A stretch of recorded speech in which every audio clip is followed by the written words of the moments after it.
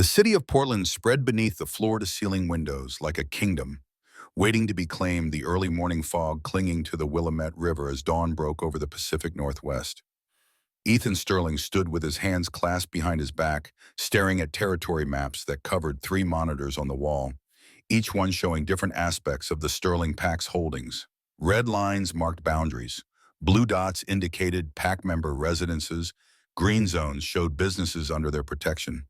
5 years ago, when his father, Thomas Sterling, died of a heart attack at 62, those maps had shown half the territory they controlled now. The expansion had cost him everything. He reached for the coffee on his desk, black and bitter, the fourth cup since he'd arrived at 4:30 that morning. Sleep had become a luxury he couldn't afford, not with three rival packs circling like wolves who smelled blood, not with the registry breathing down his neck about compliance issues, not with the memories that clawed at him every time he closed his eyes. The steam rose from the mug as he took a long drink, letting the heat ground him in the present moment. Outside, the city was waking up, delivery trucks rumbling through downtown streets, early commuters crossing bridges, the ordinary rhythm of life that continued regardless of the battles being fought in conference rooms and legal offices. His reflection stared back at him from the dark window glass. 29 years old, but the mirror showed someone older, silver already threading through his dark hair, at the temples lines carved around his eyes from too many nights spent strategizing instead of sleeping. The military bearing never left him, spine straight, shoulders squared, every movement economical and precise. West Point had taught him discipline. 3 years in the Marine Corps JAG Division had taught him how to fight wars with paperwork and precedent. His father's death had taught him that sometimes you inherited responsibilities you weren't ready for, and you either rose to meet them or watched everything your family built crumble into dust. He'd chosen to rise. The door to his office opened without a knock. Only one person had that privilege. Callum Sterling moved with the silent efficiency of someone trained to enter hostile territory undetected, his approach nearly soundless despite his size. 12 minutes younger than Ethan, but identical in almost every other way, except where Ethan's eyes were silver gray, Callum's burned amber. Where Ethan wore suits and ties, Callum preferred tactical clothing that allowed for immediate action. Where Ethan strategized, Callum executed. The registry approved our request. They're assigning her today. The words hung in the air between them like a verdict. Ethan set down his coffee and turned to face his brother, fully reading the tension in Callum's stance, the careful neutrality of his expression that meant he was holding back stronger opinions. On the desk between them lay a file folder, thin and unremarkable, containing everything the registry deemed necessary for two Alpha brothers to know about the Omega they were being assigned to mate. Name, age, medical history, psychological evaluation results. Everything except whether she wanted any of this. Show me. Callum crossed the room and placed the folder on the desk, flipping it open to reveal a photograph clipped to the first page. Leah Morgan stared up at them, and from the picture 23 years old, according to the birth date listed, dark hair pulled back from a face that held the kind of fragile beauty that made men want to protect and possess in equal measure. But it was her eyes that caught Ethan's attention, dark and intelligent, and holding something that looked like defiance, even in an official registry photograph. The file listed no pack affiliation, no family protection, no influential connections that might shield her from the system's worst impulses.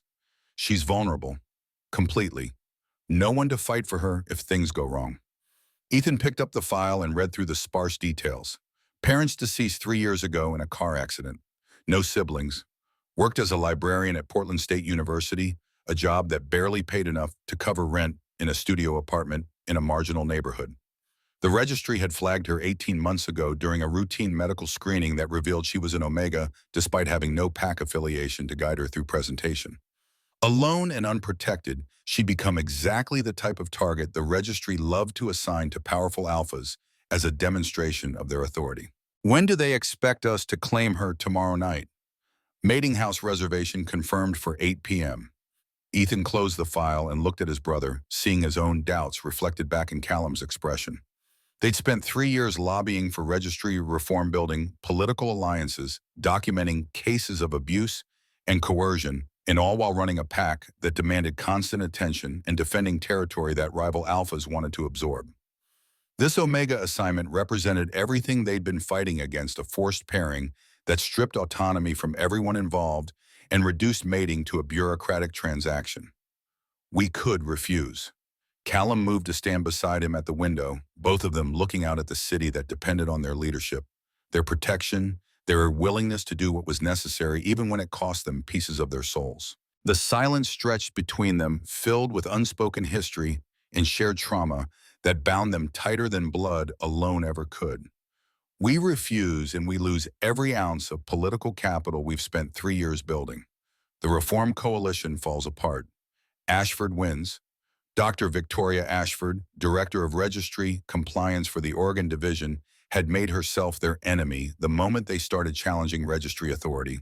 She'd blocked their legislative efforts, undermined their media campaigns, and used every bureaucratic tool at her disposal to paint the Sterling brothers as dangerous radicals who threatened the stability of the PAC system. This Omega assignment was her latest move in a chess game that had been playing out for years, forcing them to either comply with a system they despised or sacrifice their ability to change it. There's another option. Ethan turned to look at his brother, reading the calculation in Callum's eyes, the tactical mind that had earned him commendations during 5 years as a Navy SEAL. When Ethan had called him home after their father's death, Callum had left active duty without hesitation, becoming head of security for Sterling PAC and bringing skills that proved invaluable in a world where battles were fought with surveillance and intelligence as often as with fists. We accept the assignment. We made her. We treat her right. And then we use her case as the foundation for a legal challenge that dismantles Ashford's authority once and for all. It's using her. It's saving her. There's a difference. Is there? Callum's voice carried an edge that came from years of executing orders that left blood on his hands from knowing the gap between noble intentions and brutal realities. We'd be making her a weapon in our war against the registry. That's not much better than what Ashford's doing. Ethan moved to his desk and pulled open the bottom drawer, extracting a file that he'd kept separate from all the others, one that he sometimes took out late at night when the guilt became too heavy to carry alone. The folder was worn at the edges, the papers inside read and reread until he had them memorized. Sophia Sterling's name was written on the tab in his own handwriting in careful block letters that couldn't disguise the pain behind them. 5 years ago, we accepted an Omega assignment because the registry told us to. Sophia didn't want it. She tried to refuse. They forced compliance anyway. I thought I could make it work, thought I could be gentle enough, patient enough that she'd eventually accept the bond. He opened the file to reveal photographs he'd taken himself during that first week, pictures that showed a young woman with terror in her eyes, sitting in corners of rooms flinching when anyone came too close. The registry psychologist had written in her evaluation that Sophia showed signs of adjustment difficulties, but nothing that proper alpha dominance couldn't correct. What they'd actually meant was that she was being broken by a system that treated Omega resistance as a medical problem requiring treatment rather than a human response to violation. Week 1, I found her in the bathroom. Wrists slit. Barely got her to the hospital in time. Callum's jaw tightened, the muscle jumping as he stared at photographs he'd seen before but had hoped never to see again.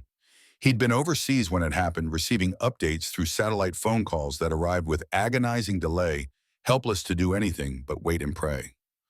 Week 2, she tried again. This time she made sure I wouldn't find her until it was too late. The final photograph showed Sophia laid out on white sheets, hands folded peacefully across her chest, looking like she was sleeping, except for the unnatural stillness that screamed of death. Ethan had been the one to find her coming home early from a business meeting because something had felt wrong, discovering her in their bedroom with an empty bottle of pills on the nightstand and a note that said, "Only I'm sorry, but I can't do this." The registry ruled it Omega instability, said she had pre-existing mental health issues that weren't properly disclosed. Ashford personally signed off on the finding. No fault to Sterling PAC.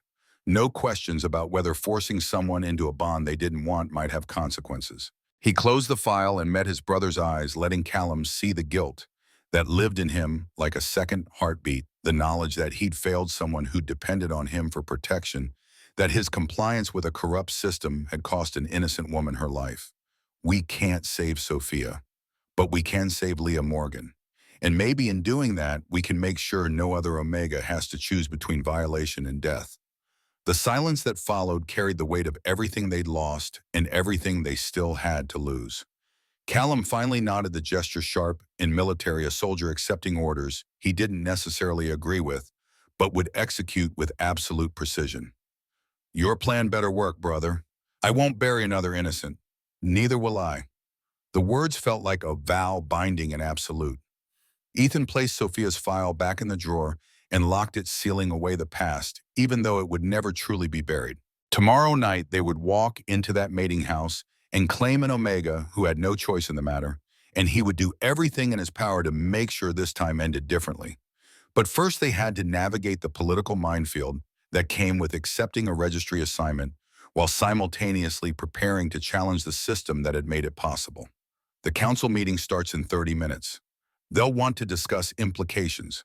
Let them discuss. The decision is made. Ethan straightened his tie and reached for his suit jacket, the charcoal gray wool that his father had always insisted projected authority without arrogance. Thomas Sterling had built the pack through a combination of shrewd business deals and genuine care for the people under his protection, earning loyalty through actions rather than demands.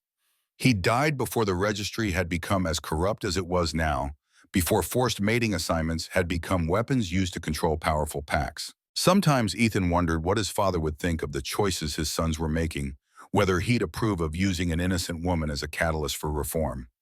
But Thomas Sterling wasn't here to ask, and the burden of leadership meant making impossible choices with incomplete information and living with the consequences.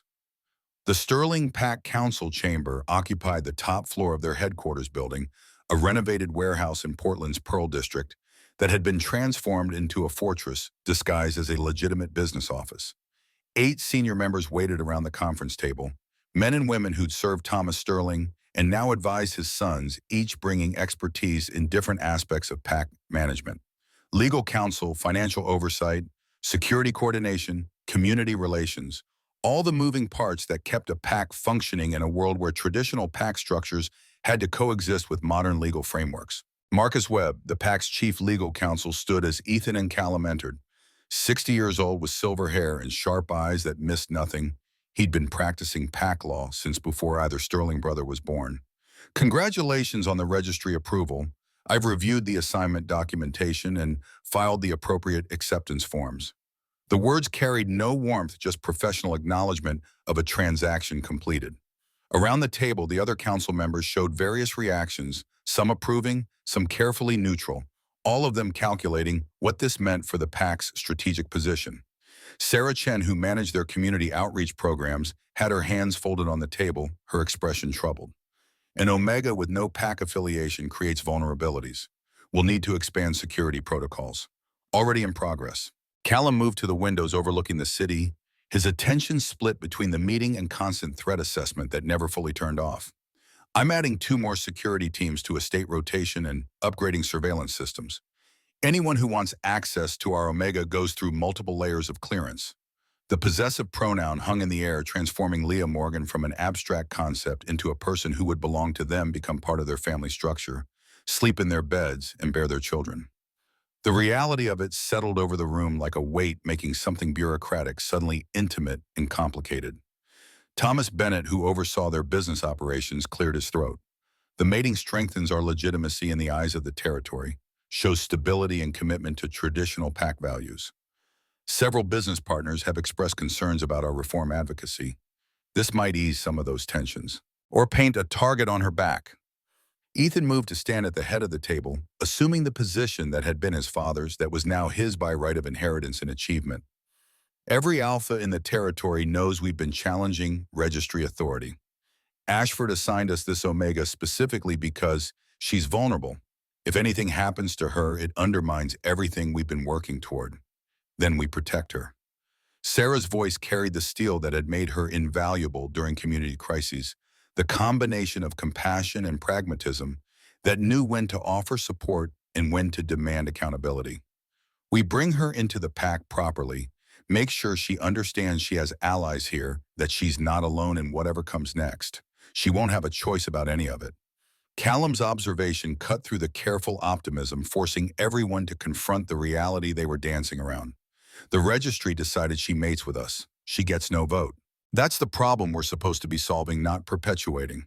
Marcus shifted in his seat, the leather creaking as he leaned forward. which is why we need to be strategic about this. The mating itself gives us standing to challenge registry authority in ways we couldn't before. A bonded pair has legal rights that supersede registry interference in most jurisdictions. We made her establish the bond, then file suit claiming registry overreach in the assignment process. Set precedent that could change everything. Ethan listened to his counsel debate, strategies, and contingencies, watched them transform a woman's life into chess pieces on a board, and felt the familiar guilt twist in his gut. This was leadership, the necessary evil of thinking strategically about human lives, of balancing individual suffering against collective benefit. His father had been better at it, able to make hard choices without letting them consume him. Ethan carried every decision like stones in his pockets, accumulating weight that threatened to drag him under. We do this right or we don't do it at all. His voice cut through the competing arguments, commanding attention without raising volume. Leah Morgan walks into that mating house tomorrow night as a victim of a corrupt system. She walks out as part of this family with every protection we can offer, every choice we can give her within the constraints we're working under. And then we use her case to tear down the system that made this necessary in the first place. The council members exchanged glances, some nodding approval, others still uncertain. But they'd learned over 5 years that when Ethan Sterling made a decision in that tone debate, was over. He'd listened to their input, considered their perspectives, and now he would lead according to his own judgment. That was the bargain of pack leadership, the exchange of absolute authority for absolute responsibility. Marcus, I want every piece of case law related to Omega autonomy and bonded pairs. Precedents, challenges, loopholes, everything. Sarah, start preparing integration protocols. I want Leah to have support resources from day one. Thomas, reassign discretionary funding to security upgrades. This mating makes us a target, so we harden every vulnerability. The orders came fast and precise, transforming abstract concern into concrete action. Around the table, council members pulled out tablets and started taking notes, falling into the rhythm of execution that had made Sterling Pack one of the most efficient operations in the Pacific Northwest. Ethan watched them work, satisfied that the machine he and his father had built would function smoothly even as they prepared for war. The meeting dissolved into smaller conversations as people broke into working groups, legal clustering with community relations to coordinate messaging, security conferring with business operations about threat assessment. Ethan remained at the head of the table, feeling the familiar isolation that came with command, the knowledge that ultimately every decision was his to make and his to answer for. Callum appeared at his elbow, voice low enough that only Ethan could hear. You're doing it again. Doing what? Carrying all of it yourself. The guilt, the responsibility, the impossible balance between doing what's right and doing what's necessary. It's not sustainable, brother. Sustainability is a luxury. We do what needs doing and deal with the cost later. The cost was Sophia's life last time. The words hit like a physical blow, not because they were cruel, but because they were true. Ethan had carried the guilt of Sophia's death for 5 years. Let it shape every decision, drive every reform effort, fuel the obsessive need to make sure her suffering meant something. But Callum was right that using pain as motivation had diminishing returns, that eventually the weight would crush him if he didn't find some way to set it down. I won't make the same mistakes. You're already making different ones. Callum's amber eyes held concern that went deeper than tactical assessment, the brother's worry beneath the soldier's evaluation. You're planning to use Leah as a weapon against Ashford. You're building strategy around her suffering before you've even met her. That's not protection, that's calculation. It's both, and yes, I know that makes me exactly the kind of person we're fighting against. But the difference is that when this is over, Leah Morgan will have choices. She'll have autonomy. She'll have a life that isn't dictated by registry bureaucrats who treat Omegas like breeding stock. If she survives the process. She will, because we won't fail her the way we failed Sophia. The conviction in his voice came from necessity rather than certainty, the kind of determination that either moved mountains or broke the person trying to move them.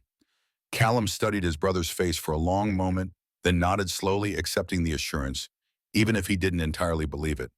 I'm holding you to that, both of us are.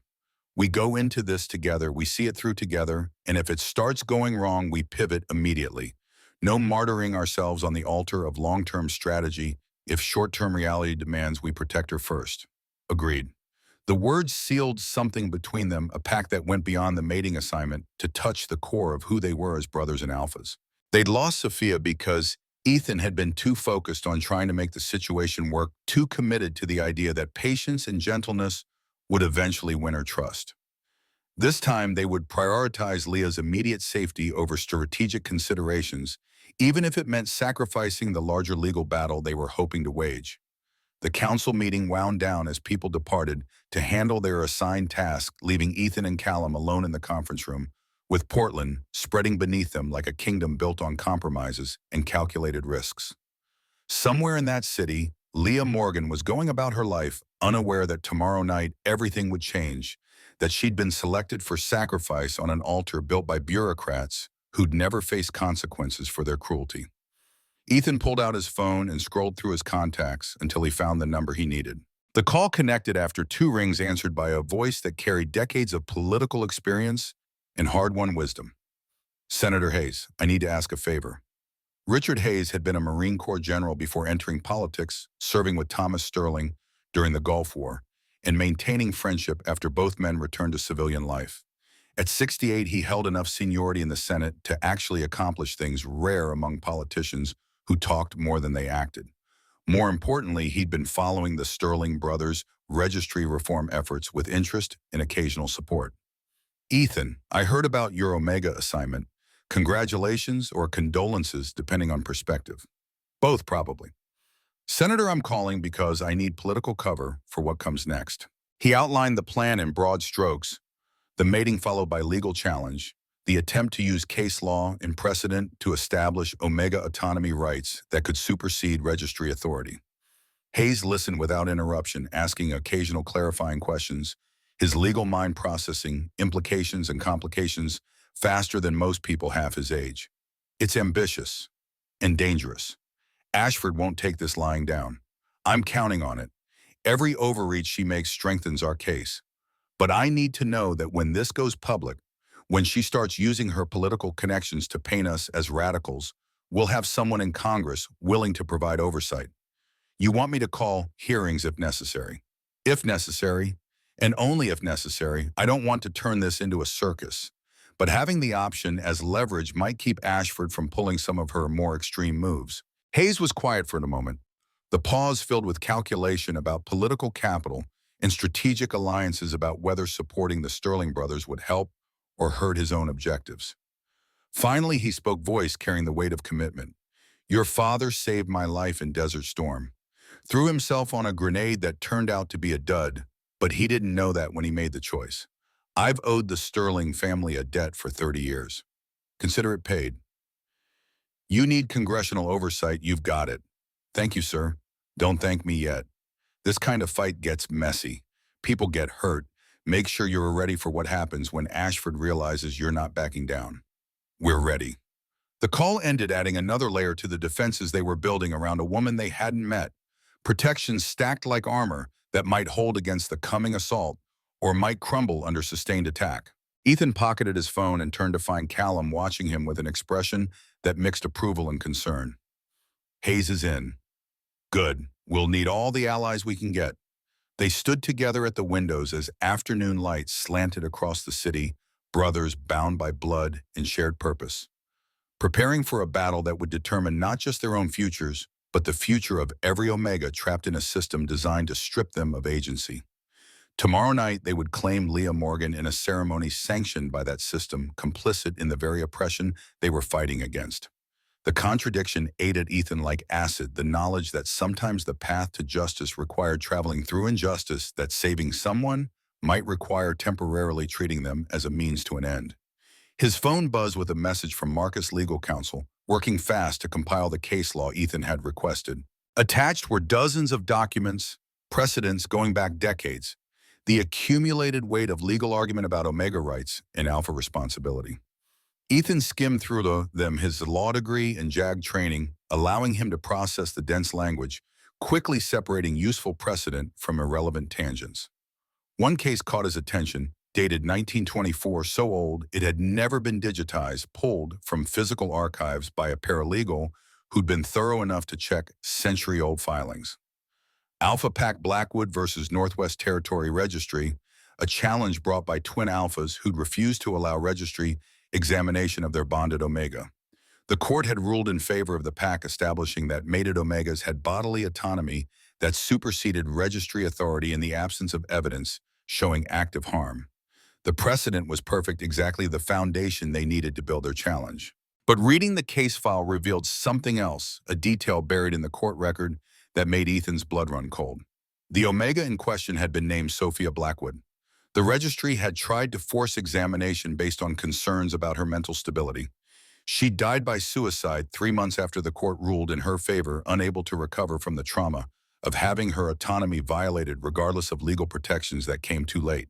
History repeating itself across a century, the same patterns of abuse dressed in different legal language, the same cycle of suffering that ground up innocent lives in service to maintaining control.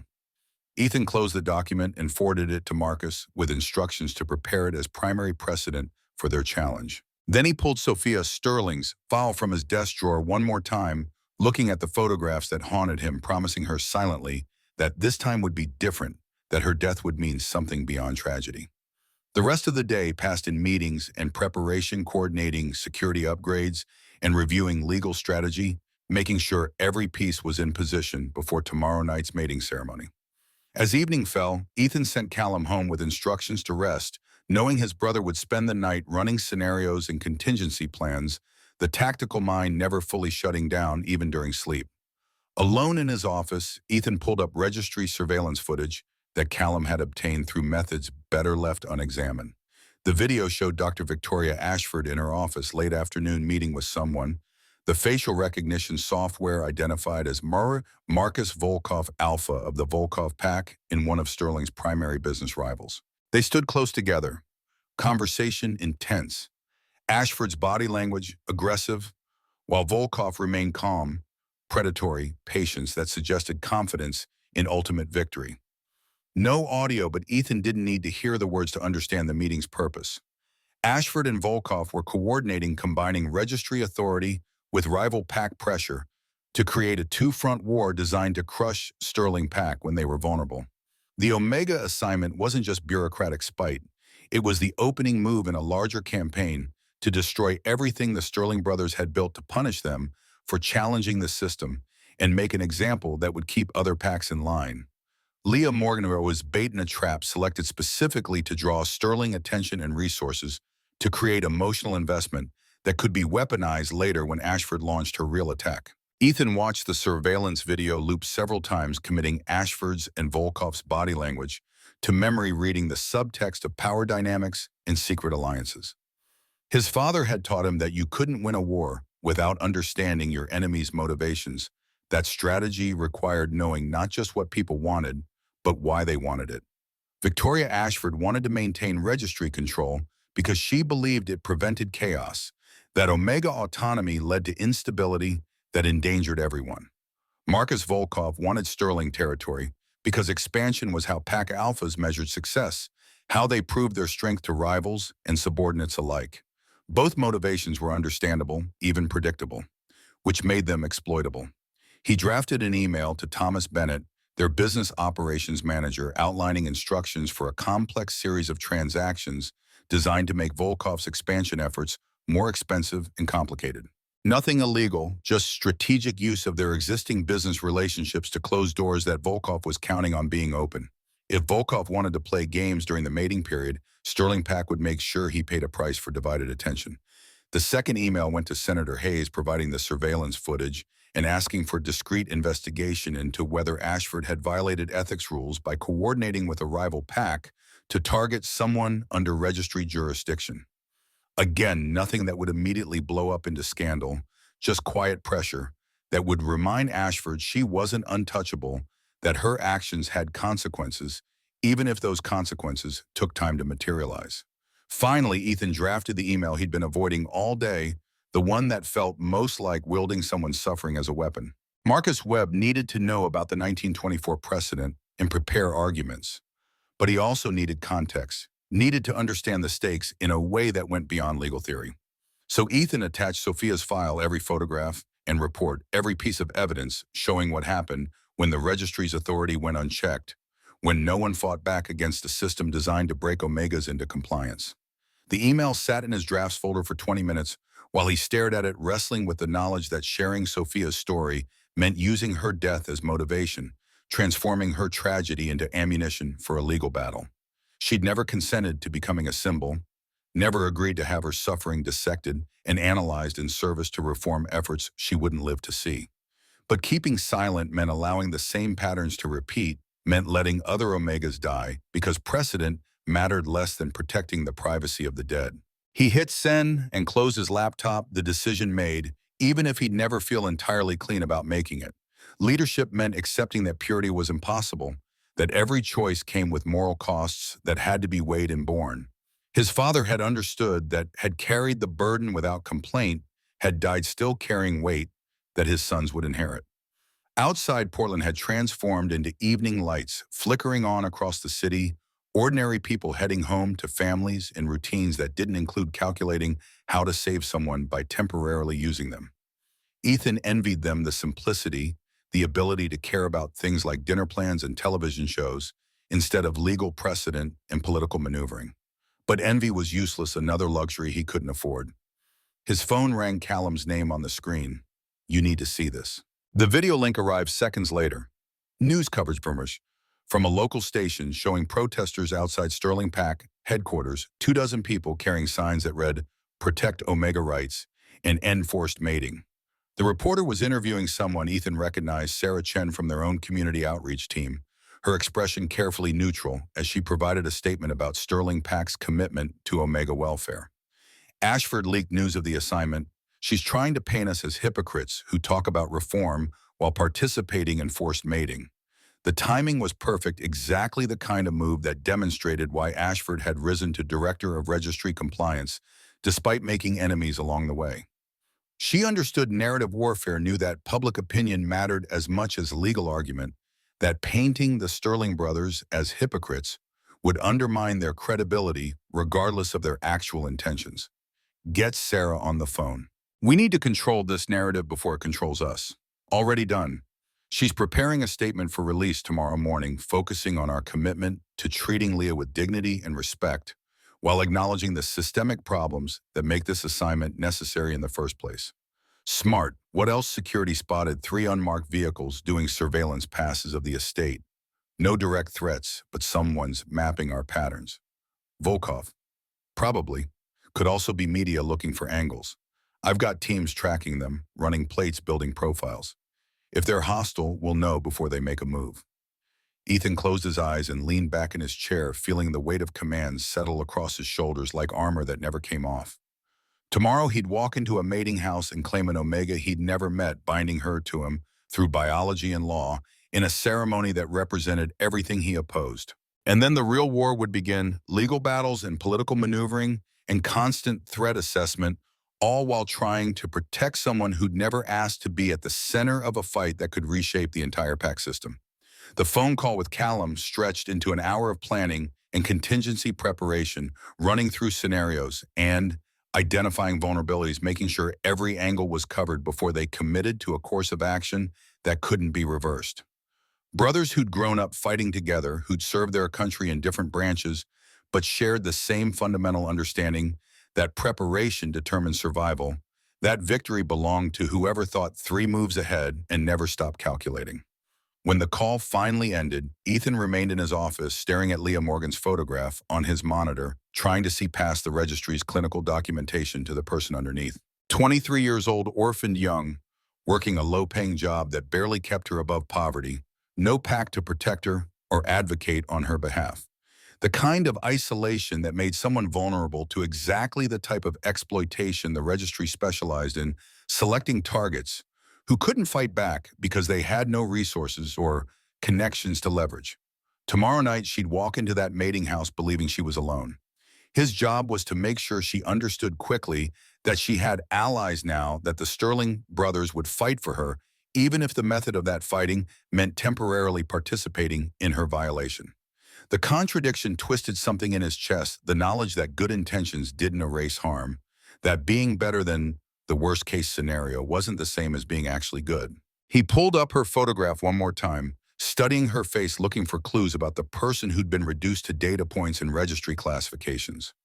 The defiance in her eyes suggested strength underneath the vulnerability intelligence that hadn't been beaten down by circumstance. Maybe she'd understand what they were trying to do. Maybe she'd hate them for using her as a weapon against Ashford regardless of their ultimate objectives. Either way, she deserved honesty, deserved to know what she was walking into, even if she couldn't refuse. The plan crystallized in his mind clearer and more certain than anything he had felt in years. Tomorrow night after the claiming ceremony, but before the bond fully settled, he'd tell Leah everything. Show her Sophia's file, explain the legal strategy, lay out exactly how they intended to use her case as foundation for challenging registry authority. Give her information that might make her hate them, but would at least let her make informed decisions about cooperation. Autonomy started with knowledge, with understanding the systems that sought to control you and the people who claim to be allies. His father's voice echoed in memory advice given decades ago when Ethan was barely old enough to understand. Leadership means making hard choices that other people don't have to make, but it also means being honest about those choices, about the costs and consequences. People can handle the truth even when it's ugly. What they can't handle is being lied to by someone they're supposed to trust. Thomas Sterling had lived by that principle, building pack loyalty through transparency, even when transparency was uncomfortable. Ethan would honor that legacy by being honest with Liam from the beginning, giving her the truth, even if the truth was that he needed her suffering as catalyst for change. She deserved at least that much dignity. He shut down his computer and gathered his jacket, preparing to head home to the estate where tomorrow night Leah would arrive to be claimed and bound and transformed from individual into mate. The building was quiet, security teams making rounds, cleaning staff, working through offices, the normal rhythm of an operation that continued regardless of the battles being fought by people at the top. Ethan nodded to the guards as he passed, acknowledging their service, seeing the respect in their eyes that came from 5 years of consistent leadership that prioritized pack welfare over personal gain. The drive from downtown to the Sterling estate took 30 minutes through evening traffic, enough time for his mind to shift from strategy to the immediate reality of tomorrow night. The claiming ceremony would be private, just him and Callum and Leah in rooms designed for intimacy that felt more like violation when one party had no choice. Registry protocol required alpha presence during an Omega's first heat after mating biology weaponized to ensure bonding regardless of preference. They'd make it as gentle as possible, obtain consent for every touch, even if the larger framework denied real consent, do everything they could to make the experience less traumatic, while acknowledging that trauma was probably inevitable. The estate appeared through the trees, 300 acres of private land that had been in the Sterling family for 4 generations, passed down from alpha to alpha as both inheritance and burden. The main house sprawled across the hilltop stone and timber construction that projected permanence and power, surrounded by smaller buildings that housed security teams and staff in the various functions that kept a modern pack operating. Callum's vehicle was already parked in the Circle Drive, lights on, in the guest wing that would become Leah's quarters, preparation underway for an arrival that neither brother was certain they should be facilitating.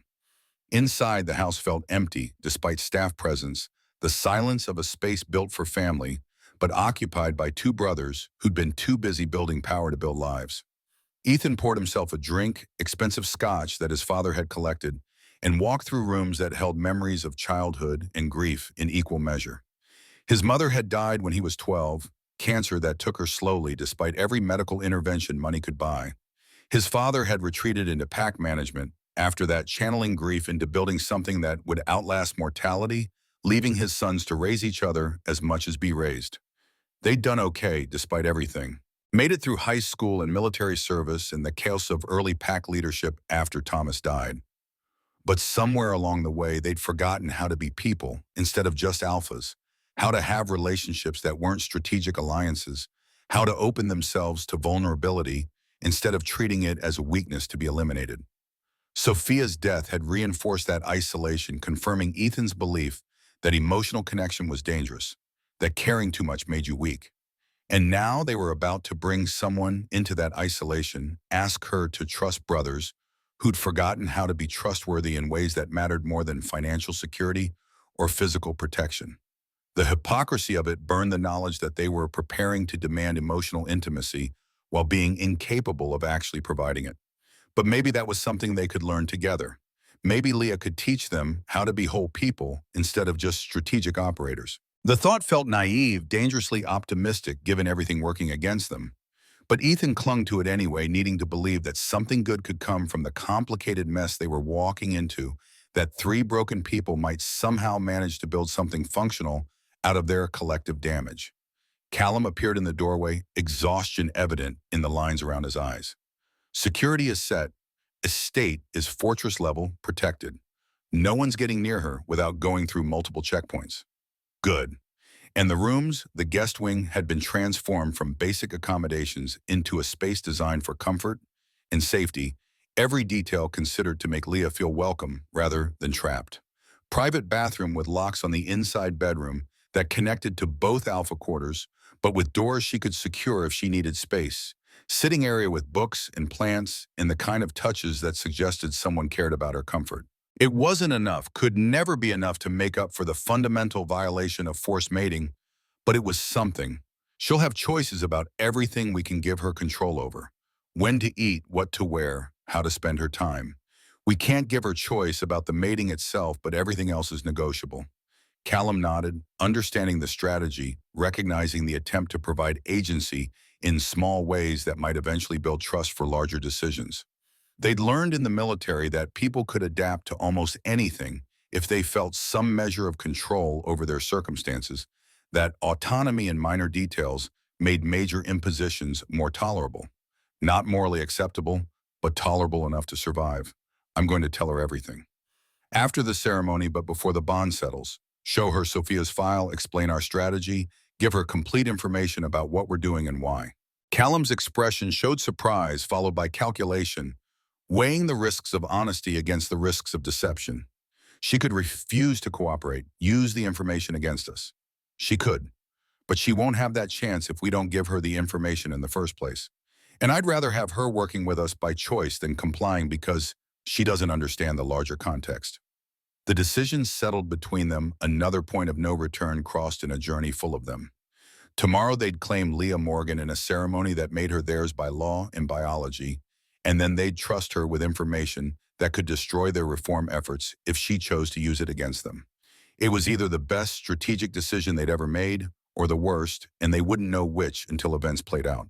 They spent the evening finalizing preparations, reviewing security protocols and legal arguments, making sure every contingency was covered before they committed to action that couldn't be recalled.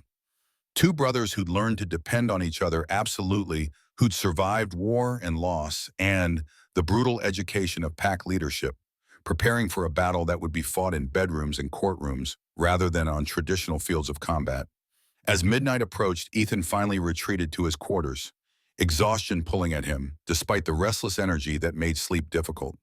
He lay in bed staring at the ceiling, thinking about the woman whose life he'd planned out without her input, whose suffering he was preparing to leverage for political gain, regardless of how much he convinced himself it was for her ultimate benefit. The guilt and necessity twisted together until he couldn't separate them, until he wasn't sure there was a difference. Somewhere in Portland, Leah Morgan was sleeping unaware that tomorrow would transform her life irreversibly, that she'd been selected for sacrifice by bureaucrats who saw her as a problem to be managed rather than a person with desires and dreams. He wanted to apologize to her, to explain that he knew this was wrong, even as he participated in it, to promise that he'd spend every day after trying to make it right. But apologies were hollow without changed behavior, and he was about to do exactly what he apologized for, even if his intentions were different from Ashford's. The contradiction would have to be enough. There was no way forward that didn't require traveling through complicity, first no path to justice that didn't demand injustice as the price of admission. He'd pay that price if it meant saving other Omegas from the same fate, if Leah's sacrifice became the foundation for a system that actually protected instead of exploited. Whether that made him a hero or a villain probably depended on perspective, and he suspected Leah's perspective would be clear enough once she understood what he'd done. Sleep came eventually fitful and haunted by dreams of Sophia's face, overlaid with features from a registry photograph. Two women who'd never met, connected by the thread of his choices, bound together by the reality that sometimes being saved meant being used first. Morning arrived with gray skies and rain that matched his mood. Ethan went through his usual routine coffee and workout and review of overnight security reports, maintaining normalcy even as everything prepared to shift. Callum appeared during breakfast dressed in tactical clothing that suggested he'd already been out running perimeter checks, making sure the estate was locked down against potential threats. 8 hours until the ceremony. The countdown hung between them, inevitable as gravity. They'd crossed every bridge that offered escape routes, made every preparation that could be made, and now there was nothing left but execution. Ethan finished his coffee and headed to the office for a few hours of work handling pack business that continued regardless of personal drama, maintaining the operations that kept hundreds of people employed and protected. The distraction was welcome, focusing his mind on problems that had clear solutions where strategy and resources could combine to achieve definable objectives. His phone buzzed with messages throughout the day, council members confirming their parts of the plan, security teams reporting clear status, Marcus forwarding legal documents that would need to be reviewed later when his mind could focus on complexities that demanded full attention. The machinery of pack operations continued, turning oblivious to his internal conflict, demanding competence regardless of emotional state. At noon, a message from Sarah Chen arrived with a link to the statement she prepared for media release. Ethan read through it twice, appreciating the careful balance between acknowledging systemic problems and defending Sterling Pack's commitment to Omega welfare. It wouldn't satisfy everyone, nothing would, but it provided a foundation for narrative control that could be built on as events unfolded. He approved the release and watched it go live on social media, seeing immediate responses from both supporters and critics. The comment threads filled with competing perspectives, people arguing about whether the Sterling brothers were hypocrites or reformers, whether participating in forced mating could ever be ethical, regardless of larger objectives. The debate would continue indefinitely, opinions hardening along ideological lines, but at least they'd gotten their perspective into the conversation before Ashford could define the narrative completely. Afternoon dragged toward evening time, moving both too fast and too slow, inevitable and interminable simultaneously. Ethan reviewed Sophia's file one more time, reminding himself why this mattered, why Leah's suffering had to mean something beyond tragedy. The photographs of Sophia's face, terrified and broken, drove home the stakes in ways that abstract legal arguments never could. They were fighting to prevent this from happening again, to make sure no more young Omegas chose death over violation, to build a system that valued autonomy more than bureaucratic control. If that required temporary complicity in the very system they opposed, if saving one person meant using her as a weapon against her oppressors, then he'd accept that moral cost and live with the consequences. But he wouldn't lie to himself about what he was doing, wouldn't pretend his hands were clean just because his intentions aimed toward eventual justice. Callum appeared at his office door as sunset approached. Time to go. They drove to the mating house in silence, following protocols that required them to arrive separately from their assigned Omega to complete final documentation before she was brought to the private chambers. The building occupied a discreet location in northwest Portland, anonymous architecture that could have been medical offices or administrative space designed to avoid drawing attention to the intimate proceedings that occurred within. Registry officials managed the facility, ensuring compliance with regulations that governed every aspect of Omega mating, from scheduling to ceremony to post-bond monitoring. Inside, sterile hallways led to private suites, each designed for maximum comfort within the constraints of forced intimacy. Ethan signed paperwork acknowledging their responsibilities as bonded alphas, accepting liability for Omega welfare, agreeing to registry monitoring during the initial bond period. The language reduced relationship to contract love to obligation, connection to biological imperative managed by bureaucratic oversight. He signed anyway, committing them to a path that led either to salvation or destruction, depending on variables he couldn't fully control.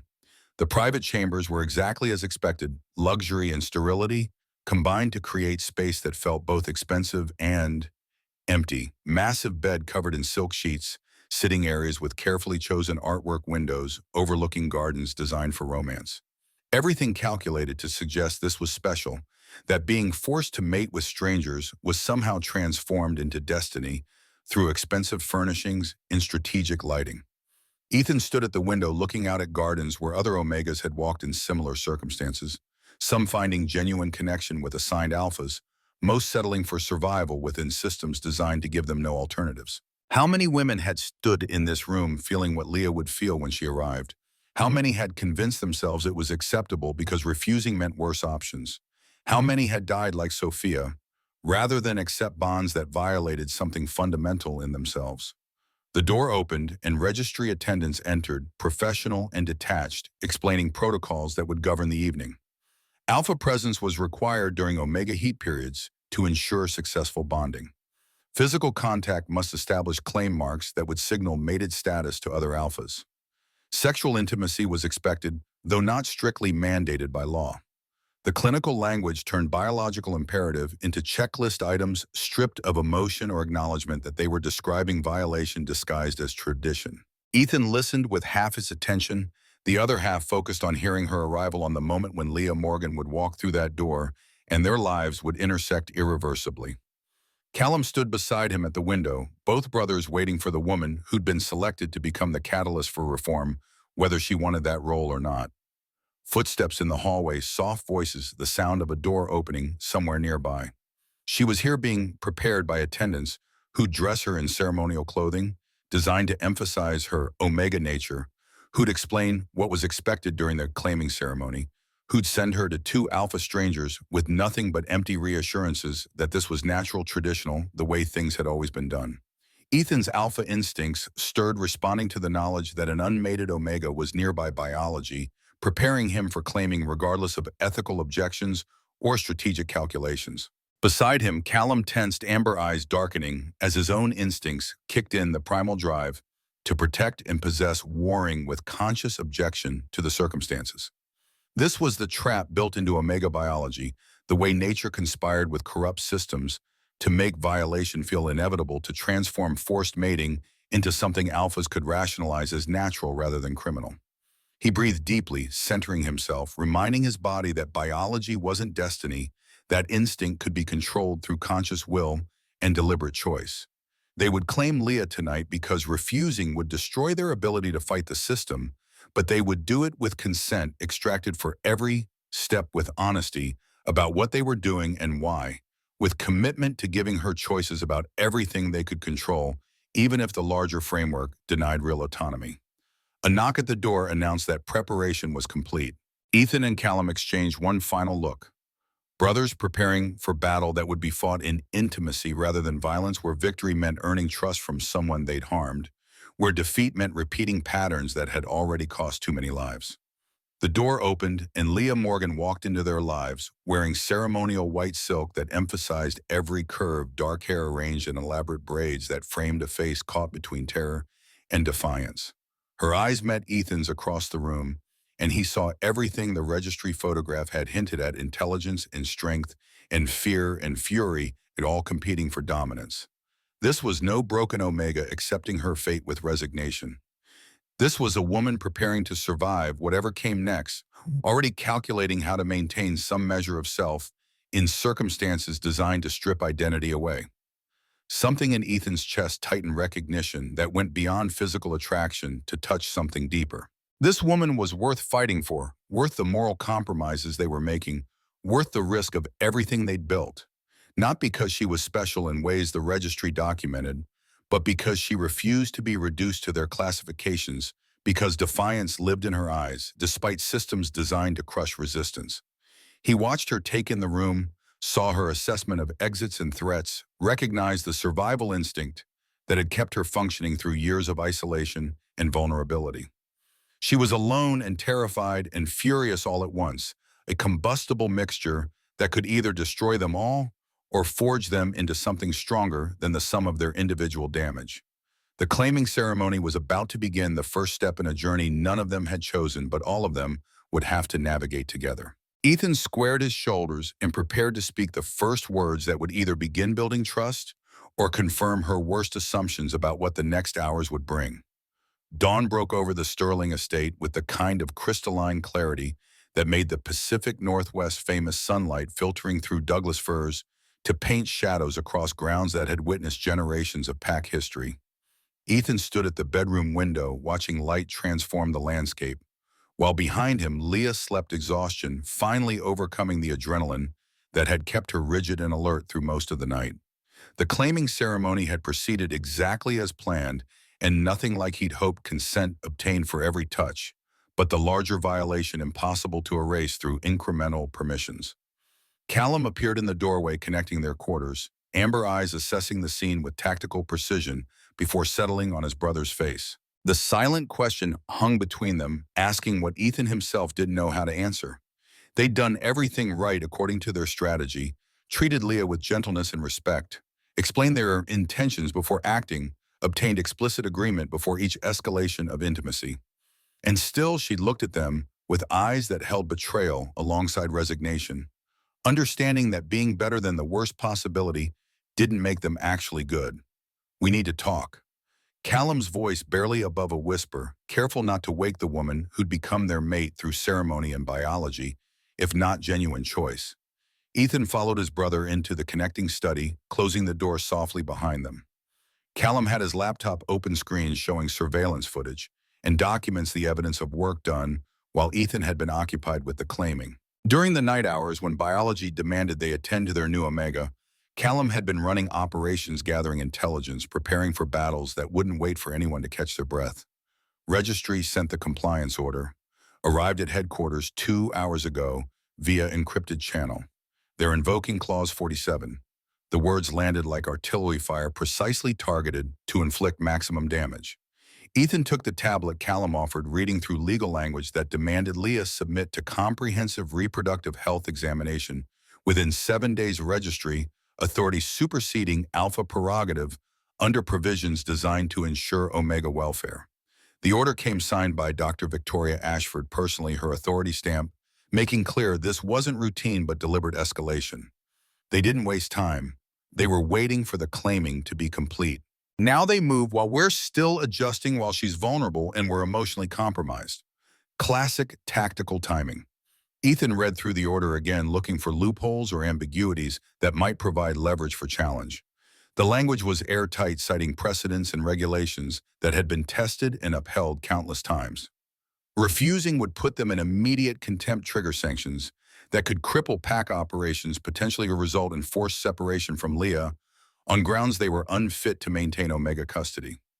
Ashford had built a perfect trap, forcing them to either comply with violation or face consequences that would destroy their ability to protect anyone. "Get Marcus on call. Emergency legal session within the hour. I want every attorney we have reviewing this order for vulnerability, already scheduled. Conference room is being set up now. I also pulled surveillance from registry headquarters overnight." Ashford was there until 3 a.m., working with someone identified as Marcus Volkov. The name sent cold calculation through Ethan's mind, pieces clicking into place with the clarity of a chess game moving from opening into mid-game. Volkov ran the largest pack north of Seattle, controlled shipping operations that moved millions in goods through Pacific ports, had been probing for weakness in Sterling territory for 2 years. Alliance with Ashford meant this wasn't just registry enforcement, but coordinated assault designed to attack from multiple vectors simultaneously. "Show me the footage." Callum pulled up video showing Ashford and Volkov in her office, body language suggesting familiarity beyond professional acquaintance. No audio, but the surveillance software had captured documents on Ashford's desk, zooming and enhancing until text was readable. Plans for challenging Sterling Pack's business licenses. Coordinated media campaigns painting them as dangerous radicals, strategy for isolating them from political allies. The coordination was extensive, suggesting they'd been planning this assault for months, waiting for the perfect moment to strike. They're not just coming after the Omega assignment. They're coming after everything. Two-front war, registry pressure on one side, business disruption on the other, force us to divide resources and attention, create openings they can exploit. Ethan studied the surveillance footage, reading subtext in Ashford's expression that spoke to motivations beyond simple enforcement of regulations. She carried the intensity of personal vendetta, the kind of focused hatred that came from wounds never healed. Whatever drove her went deeper than bureaucratic authority, touched something in her history that made destroying Sterling Pack feel necessary rather than merely strategic. "We need intel on Ashford's background. There's personal motivation here, not just institutional."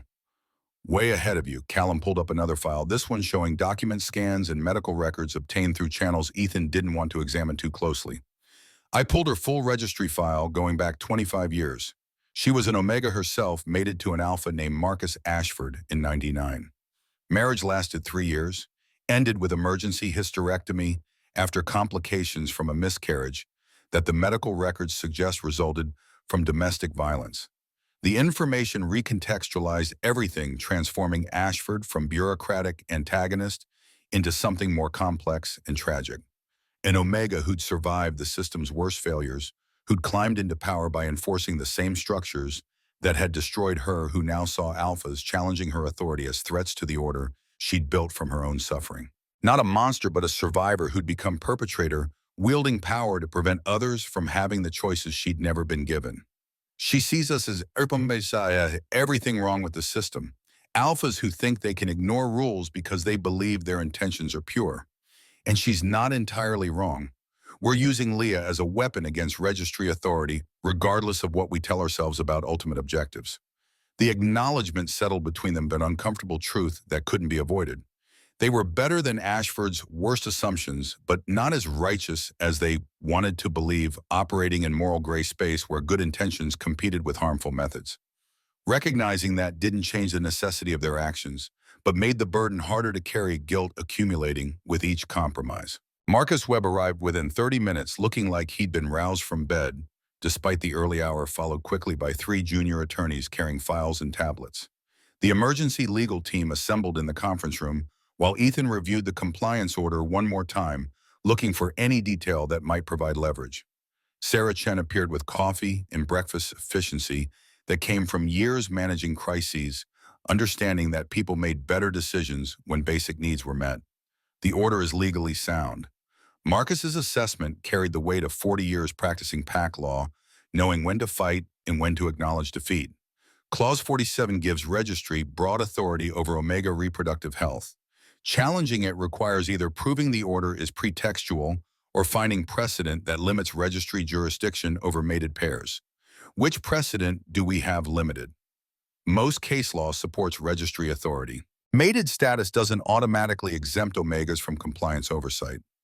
Most case law, but not all. Marcus hesitated, the pause of someone who'd found something but wasn't sure it was useful. There's an old case from 1924, never digitized, pulled from physical archives. Alpha Pack Blackwood versus Northwest Territory Registry. Twin Alphas challenged registry authority to examine their bonded Omega. Court ruled in favor of the pack, established that mated Omegas have bodily autonomy that supersedes bureaucratic oversight absent evidence of active harm. Ethan felt something shift in his chess pieces, aligning with the precision of machinery designed for single purpose. This was the foundation they needed, precedent that could be leveraged to challenge not just this specific order, but the entire framework of registry authority over mated pairs. The case was old enough to have been forgotten, buried in archives where only determined research would find it, but precedent didn't expire with age. Get me everything on that case. Decisions, arguments, any subsequent citations or challenges. I want to know if it's ever been overturned or limited. The legal team scattered to research while Ethan and Callum reviewed surveillance footage again, looking for patterns in Ashford's coordination with Volkov. The alliance represented significant threat, combining registry authority with economic pressure that could squeeze Sterling Pack from multiple directions. They needed countermoves that would disrupt enemy plans without triggering immediate retaliation, strategic repositioning that bought time for legal challenges to develop. Thomas Bennett, their business operations manager, joined the meeting via video call, his expression showing concern about reports he'd been receiving overnight. Volkov made hostile offers to 3 of our subsidiary companies, 50% above market value, designed to tempt shareholders into accepting regardless of our objections. Decline the offers, then start coordinating with our business partners to close doors Volkov needs for his own expansion. Nothing illegal, just strategic use of existing relationships to make his operations more expensive and complicated. That'll escalate things. He'll see it as declaration of economic war. He declared war when he coordinated with Ashford to attack us during the mating period. We're just making sure he pays appropriate price for divided attention.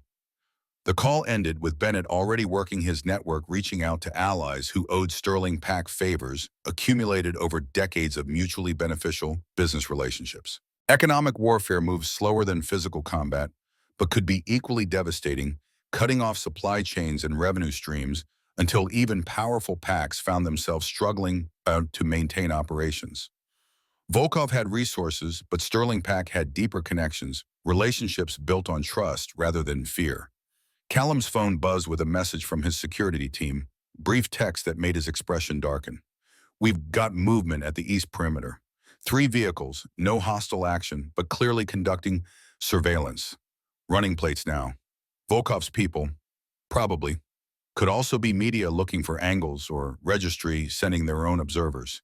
Either way, someone's mapping our patterns, looking for vulnerabilities. Increase patrols, but don't engage unless they cross property lines. I want documentation of every surveillance pass, build pattern analysis that might reveal their operational planning." The morning dissolved into crisis management, coordinating responses across multiple fronts while trying to maintain normal PAC operations that couldn't pause just because leadership was under siege. Ethan handled legal strategy and political outreach, while Callum managed security and intelligence gathering, brothers working in synchronization developed through years of shared command.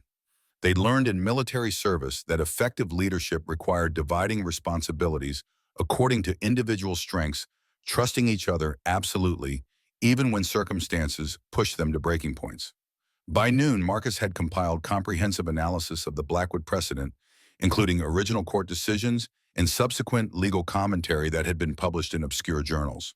The case was solid, establishing clear limits on registry authority over mated pairs, reasoning that bonding created legal entities separate from individual Omega status. No court had overturned the precedent, though several had distinguished it in cases involving unmarried Omegas or situations where evidence showed active harm. This could work. Marcus's cautious optimism carried weight precisely because he rarely offered it, preferring brutal honesty about legal odds. If we file injunction based on Blackwood precedent, we might get temporary restraining order blocking the examination, while courts decide whether the principle still applies. Might being the operative word. Registry will argue the case is obsolete, that century of regulatory development supersedes old precedent. They'll claim modern understanding of Omega biology requires stronger oversight regardless of mating status. So we need to make this about more than just legal technicality.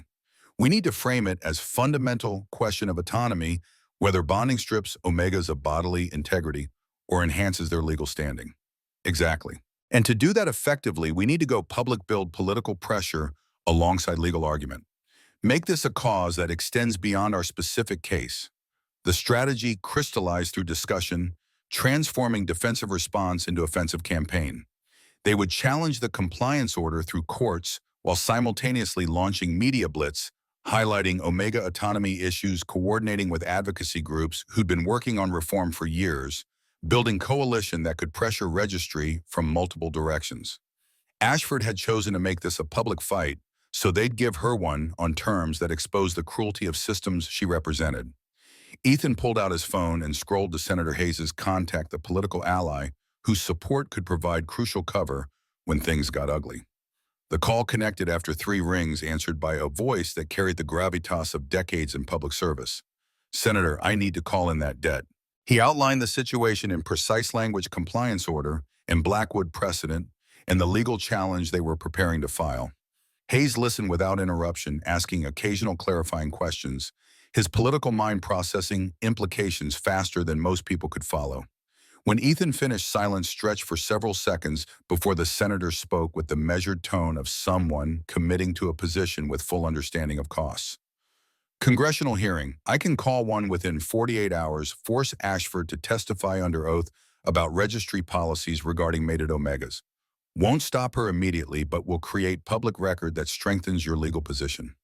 "That's exactly what we need. Thank you, sir." "Don't thank me yet." This kind of fight gets messy, and Ashford has friends in high places who won't appreciate congressional scrutiny. Make sure you're ready for everything that comes next, because once we start this, there's no backing down without losing everything. We're ready. The call ended, adding federal oversight to their defense strategy, transforming what could have been isolated PAC dispute into matter of national policy interest. Hayes' willingness to risk political capital demonstrated the depth of obligation he felt to Thomas Sterling's memory loyalty that extended to sons who were trying to honor their father's values in circumstances he'd never faced. Callum appeared with tablet showing latest surveillance analysis patterns emerging from vehicle movements around the estate. Volkov's people are running 8-hour surveillance shifts, 3 teams rotating. Professional operations suggesting they're building intelligence for something specific rather than general harassment. They're preparing for action. Question is what kind and when. Best guess, they wait until we're maximally vulnerable, probably during the congressional hearing when our attention is divided. Hit us with economic pressure or public scandal, force us to fight on too many fronts simultaneously. Then we need to be ready to pivot immediately, have contingencies prepared for whatever they throw at us. The afternoon brought news that their injunction filing had been accepted by the Federal District Court emergency hearing scheduled within 3 days to determine whether temporary restraining order should be issued.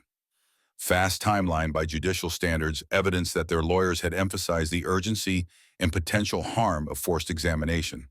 But 3 days also gave Ashford time to prepare counter-arguments to coordinate with her own legal team and build defenses against challenge she'd known was coming. Leah emerged from the bedroom in early afternoon wearing clothes that Sarah had provided, simple jeans and sweater that were her own choices rather than ceremonial costume. Her expression held wariness that came from sleeping in unfamiliar territory, surrounded by people she didn't trust. Survival instinct that kept her alert even in supposed safety. Ethan watched her move through the space, cataloging exits and assessing threats with the same tactical awareness he'd seen in combat veterans. Recognition that danger could materialize from unexpected directions. We need to talk. His voice carried none of the alpha dominance that registry protocols suggested should define their interactions, just straightforward acknowledgement that conversation was necessary. About what's happening and what comes next. She studied him for a long moment, dark eyes searching for deception or manipulation, finding something that might have been honesty if she let herself believe it. Then she nodded, single sharp gesture of acceptance that suggested she'd already made calculations about cooperation being more useful than resistance. They gathered in the study where documents and surveillance footage covered every surface evidence of battles being fought in courtrooms and political offices rather than physical confrontations. Ethan pulled out Sophia's file, the photographs and reports he'd shared with Marcus, everything that explained why this mattered beyond strategic considerations. Leah took the folder with steady hands, opening it to reveal images of young women whose terror was captured in bureaucratic documentation. This is Sophia Sterling. 5 years ago, she was assigned to me through registry mandate. She didn't want the mating. The registry forced compliance anyway. Week 1, she attempted suicide. Week 2, she succeeded. He watched Leah read through the file, saw emotions flicker across her face as she processed the tragedy of someone who'd been in her exact position, who'd made different choices that led to death rather than survival. When she looked up, her expression held understanding that went beyond intellectual acknowledgement to touch something deeper. You think I'm going to end up the same way. I think the system that killed her is still operating. And I think the only way to change it is to challenge registry authority in ways that create legal precedent, protecting other Omegas from the same fate. He explained their strategy, then holding nothing back, showing her the compliance order and the Blackwood precedent, outlining plans for congressional hearing and legal challenge. Gave her information that made her a participant rather than victim agency, built from knowledge, even when larger circumstances denied real choice. She listened without interrupting, processing information, with the kind of analytical intelligence that suggested library science degree hadn't been her only option, that circumstances rather than capability had determined her limited opportunities. So you're using me, my case, my suffering, as foundation for your legal war against Dr. Ashford. Yes. The honesty felt like stripping away armor, making himself vulnerable to judgment he probably deserved. We're better than the worst alternatives, but we're still using you as a weapon against a system you never asked to fight. I won't lie about that. Silence stretched while Leah weighed his admission against whatever conclusions she'd already reached about Sterling Brothers' motivations. Outside, afternoon lights slanted through windows, ordinary beauty continuing, regardless of conversations that might reshape lives. Finally, she spoke, voice carrying conviction that came from somewhere deep and unbreakable. I want to help.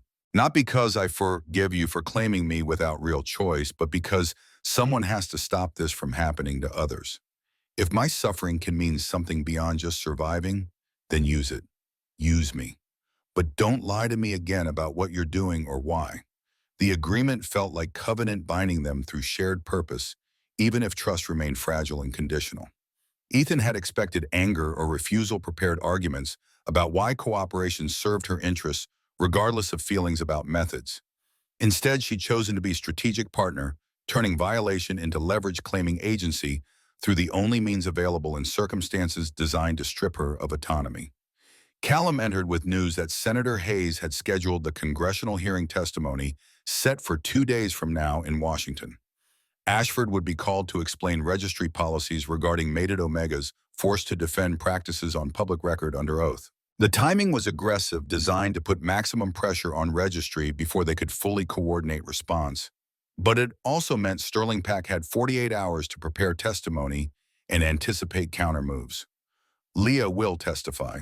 Ethan made the decision without consultation, reading the determination in her expression, understanding that she needed to be active participant rather than protected asset. She'll tell her story, make this personal rather than abstract legal theory. Callum's eyes showed concern about exposing their omega to public scrutiny, protective instinct warring with recognition that her testimony could be devastating to registry's position.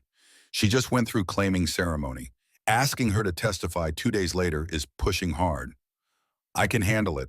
Leah's voice carried steel that belied her supposed omega fragility, challenging assumptions about weakness built into registry classifications. Someone needs to tell the truth about what this system does to people. Might as well be someone who just lived through it. The next 36 hours passed in concentrated preparation, legal team coaching Leah on testimony while she absorbed information about congressional procedure and media management. She proved quick study understanding immediately how to frame responses for maximum impact, when to show emotion and when to project calm competence. Watching her work, Ethan saw intelligence that had been suppressed by circumstances, potential that would have flourished if she'd been given opportunities matching her capabilities.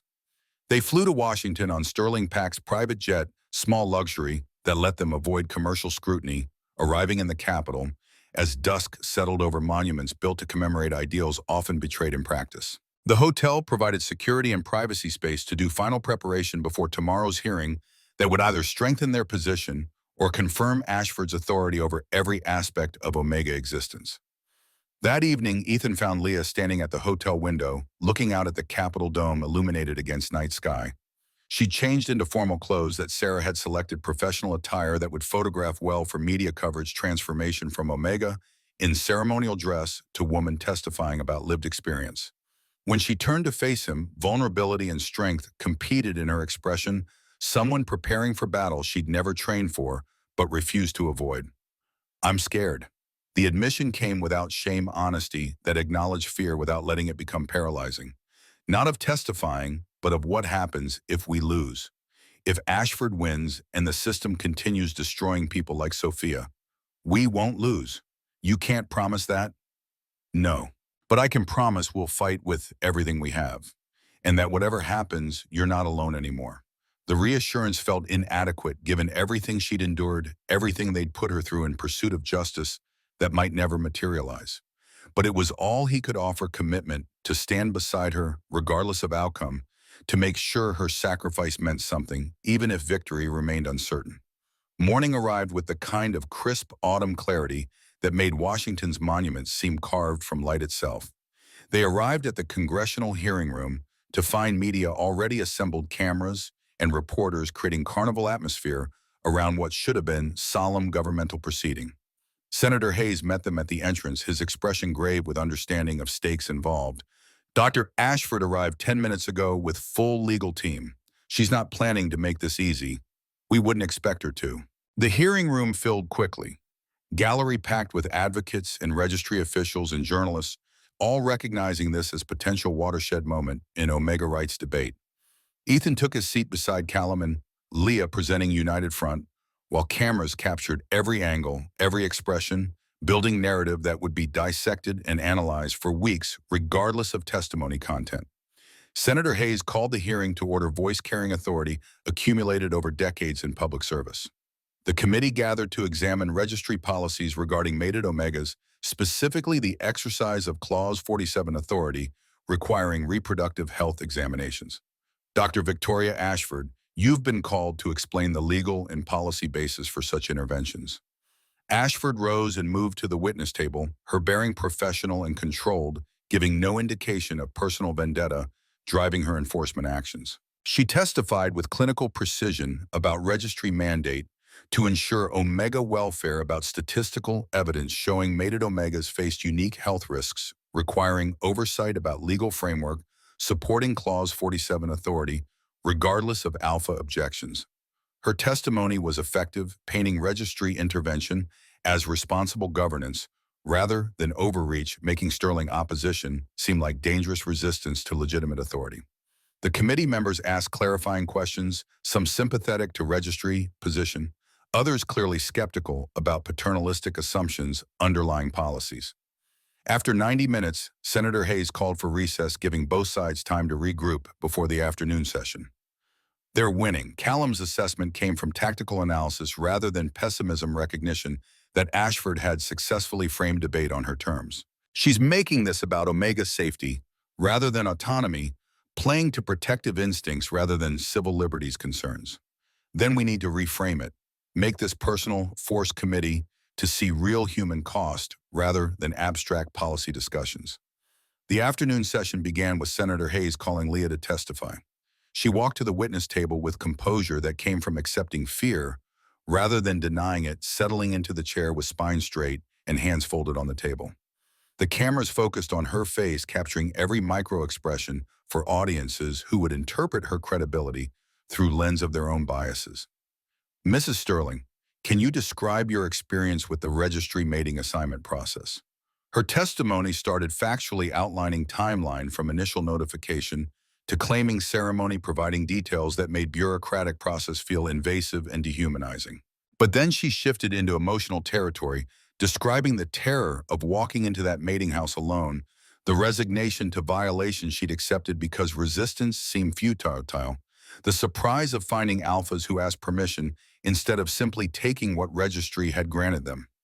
I expected to be used. Instead, I found people willing to fight for my own autonomy even when the system gave them every excuse not to. That doesn't erase the fundamental wrong of forced mating, but it shows that individual actions matter even within corrupt structures. Senator Hayes leaned forward, expression conveying grandfatherly concern that was probably calculated but felt genuine. And now the registry wants to examine you despite your bonded status. How does that make you feel? Like I'm still property to be inspected rather than person with rights? Like bonding changed nothing except which bureaucrats claim authority over my body? Like the system that was supposed to protect me is actually the source of my violation? The words landed with force, amplified by Leah's calm delivery, making impact through contrast between measured tone and devastating content. Around the hearing room, faces showed various reactions, some sympathetic, some unmoved. All of them processing testimony that made abstract policy debates suddenly intimate and urgent. Ashford's expression remained neutral, professional mask, hiding whatever emotions moved beneath the surface. The cross-examination came from committee member known for registry support questions designed to undermine Leah's credibility or suggest she'd been coached by Sterling lawyers. But she navigated the hostile interrogation with intelligence that refused to be diminished, answering precisely without falling into traps, projecting competence that challenged assumptions about omega intellectual capacity. By the time testimony concluded, the narrative had shifted from bureaucratic policy to human rights, from registry authority to individual autonomy. Not complete victory, but significant progress momentum, building toward legal challenge that might actually succeed in limiting institutional power that had operated unchecked for generations. The hearing adjourned with Senator Hayes announcing the committee would issue findings within 2 weeks' recommendation about whether Clause 47 policies required revision or elimination. Insufficient timeline for Sterling's immediate legal needs, but valuable for long-term reform efforts, creating political pressure that would influence judicial decisions even in the absence of legislative action. Outside the hearing room, media swarmed with questions and demands for statements. Ethan provided brief remarks about commitment to Omega autonomy, while Callum maintained physical barrier, protecting Leah from aggressive reporters. The scene would play on evening news images of mated Omega being shielded by protective Alpha's narrative that complicated simple categorization of Sterling brothers as either heroes or hypocrites. The flight back to Portland passed in exhausted silence, all of them depleted by intensity of public testimony and awareness that the fight was far from over. Tomorrow, their injunction hearing would proceed in federal court legal arguments, building on political pressure generated by congressional testimony. If they won temporary restraining order, it would buy time for comprehensive challenge. If they lost, Leah would be forced to submit to registry examination, or they'd face contempt sanctions that could destroy PAC operations. Ethan spent the flight reviewing legal briefs Marcus had prepared, arguments leveraging Blackwood precedent alongside constitutional protections of bodily autonomy. The case was strong but not guaranteed, dependent on judicial interpretation of century-old precedent in modern context. Everything hinged on convincing one judge that protecting Omega autonomy mattered more than maintaining registry authority, that evolution of individual rights had progressed beyond paternalistic frameworks built generations ago. They arrived at the estate after midnight, exhaustion making even the short drive from private airfield feel interminable. Security reported quiet night, no incursions or threats, surveillance vehicles maintaining distance from property lines. The calm felt ominous rather than reassuring suggestion that enemies were preparing rather than retreating, building strength for assaults that would come when Sterling defenses showed weakness. Callum headed to his quarters while Ethan walked Leah to her room's protective gesture that had become habit despite her demonstrated capability for self-care. At her door, she turned to face him, expression showing vulnerability that testimony had forced into temporary hiding. "Thank you for letting me be part of this, for treating me like partner instead of victim to be managed. You're not a victim. You're a survivor choosing to fight back. That's different."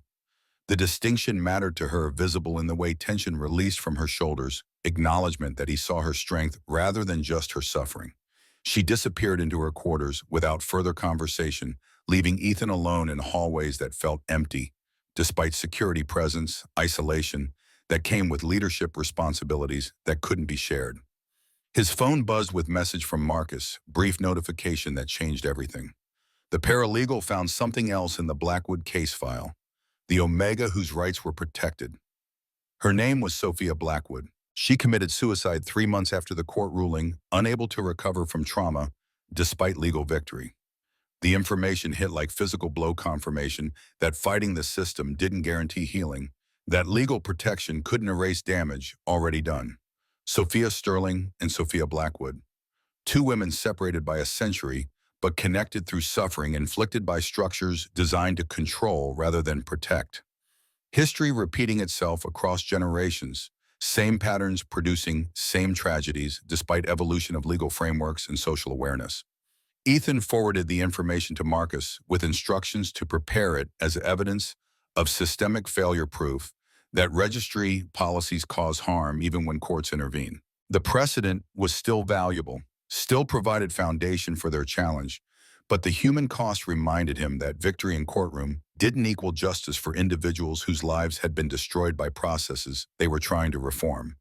He stood at his office window looking out at estate grounds illuminated by security lighting, territory they defended through strategy and sacrifice, preparing now to defend it again against enemies who saw their reform efforts as existential threat. Tomorrow they'd walk into federal court and argue that Leah's autonomy mattered more than registry convenience, that bonding created legal protections rather than stripping them away, that a 100-year-old precedent still held wisdom their contemporary system had forgotten. Whether they'd win remained uncertain, dependent on variables outside their control, but they'd fought with everything they had built, coalitions supporting reform efforts that extended beyond their specific case. Leah had testified with courage that made registry's paternalistic claims seem hollow. Senator Hayes had created political pressure that would influence judicial calculation.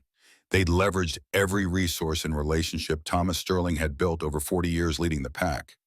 Now they waited for one judge to decide whether their efforts were enough, whether protecting individual autonomy would prevail over institutional authority, whether this generation would finally break cycles that had been grinding up Omega lives since the registry's inception.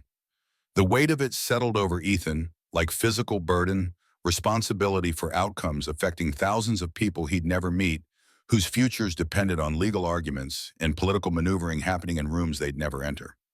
His phone rang Callum's name on the screen.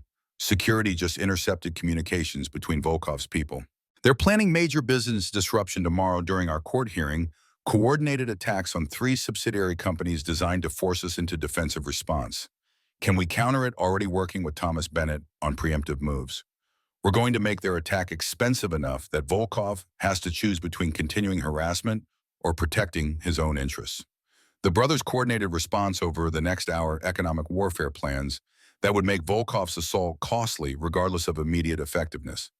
They'd learned from their father that real power came from having options when enemies thought you were cornered, from building networks deep enough that cutting one connection just activated others. The Sterling Pack had been preparing for this kind of assault since the registry assignment was announced: wargaming scenarios and prepositioned resources, so response could be immediate rather than reactive. By 2 a.m. they'd finalized plans, set in motion countermoves that would execute automatically when Volkov's attack materialized. Exhaustion demanded sleep, but minds remained wired on adrenaline and strategic calculation, bodies refusing rest when threats remained active. Ethan dismissed Callum with orders to at least try sleeping, knowing his brother would spend the night monitoring security feeds and running contingency scenarios. Alone again, Ethan pulled up Sophia Sterling's file one final time, looking at photographs of women who'd died because he hadn't known how to save her, whose suffering had driven every decision he'd made for 5 years.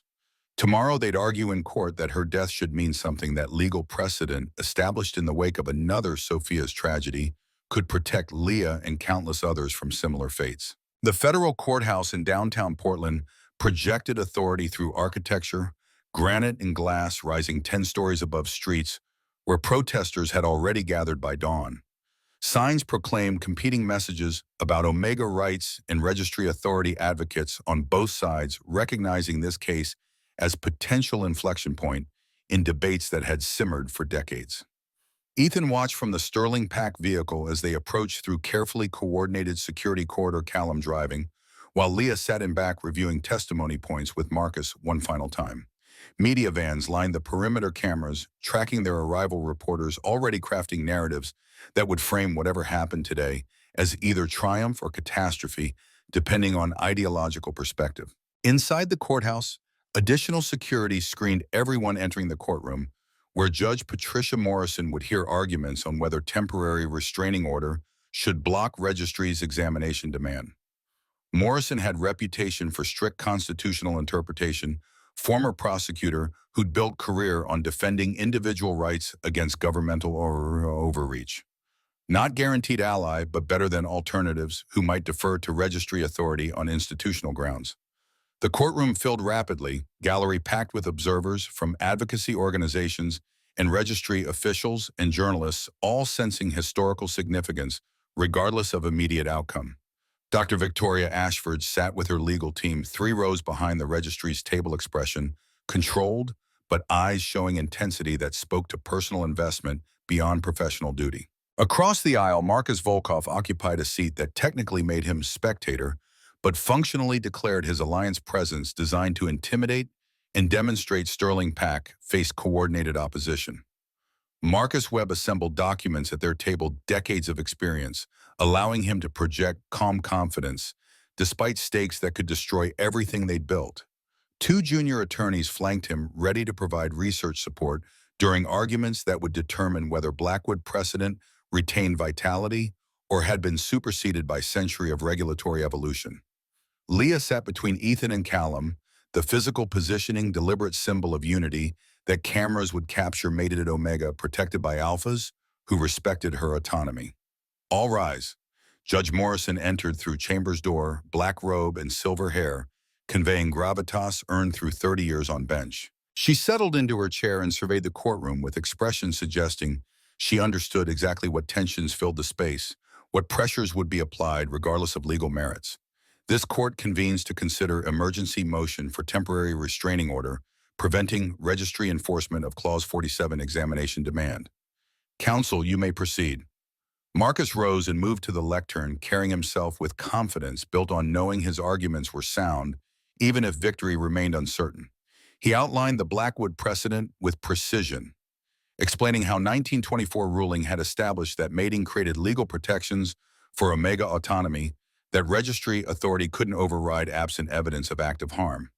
The logic was straightforward. Bonding transformed individual omega into part of family unit with collective rights that superseded bureaucratic convenience. The registry's counter-arguments came from their chief legal counselwoman named Patricia Chen, who defended registry policies in dozens of cases over 20 years. She acknowledged Blackwood's existence, but argued it had been implicitly overruled through subsequent regulatory framework, that modern understanding of omega biology required oversight regardless of mating status, that individual autonomy had to be balanced against collective welfare concerns that justified examination demands.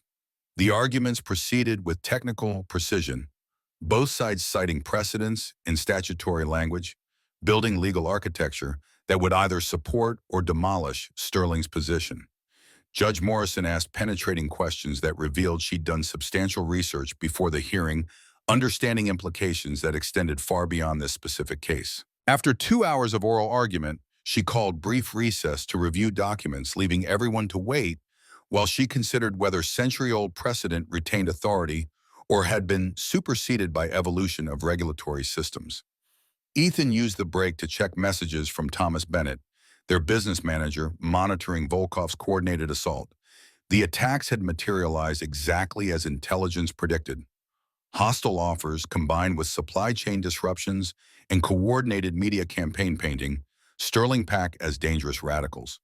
But their counter-moves were proving effective, closing doors Volkov needed, while opening vulnerabilities in his own operations, making his assault expensive enough that continuing would damage his interests more than Sterling's.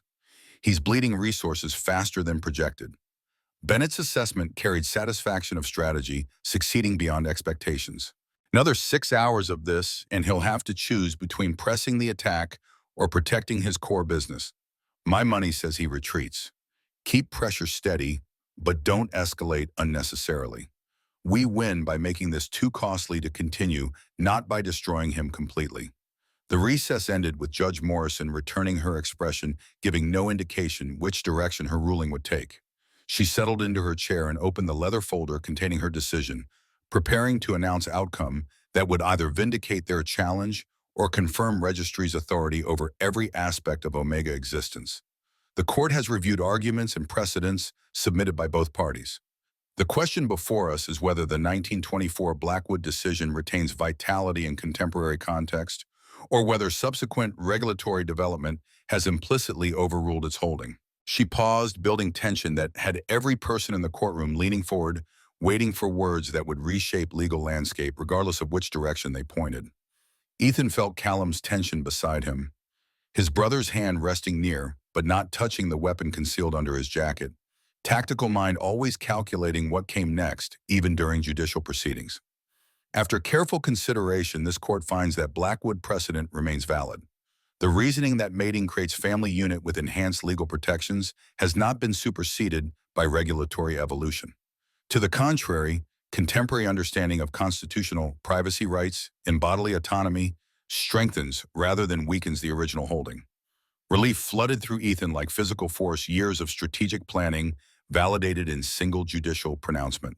Around the courtroom, reactions varied from celebration to outrage, advocates cheering, while registry officials showed expressions ranging from shock to fury. Judge Morrison raised her hand, demanding silence, gavel coming down with sharp crack that restored order. Accordingly, temporary restraining order is granted. The registry is enjoined from enforcing examination demand against Mrs. Sterling, pending full hearing on the merits. This court will schedule comprehensive proceedings within 30 days to determine whether permanent injunction is warranted. The victory was incomplete temporary protection that could be reversed after fuller consideration, but it represented fundamental shift in legal landscape. For the first time in generations, court had ruled that registry authority had limits, that Omega autonomy retained meaning even within regulatory frameworks designed to constrain it. The implications would ripple outward, giving other challenged Omega's legal foundation for resistance, creating precedent that advocacy organizations could leverage in future cases. Registry Counsel immediately requested stay pending appeal, attempting to prevent the ruling from taking effect, while higher courts reviewed Morrison's decision.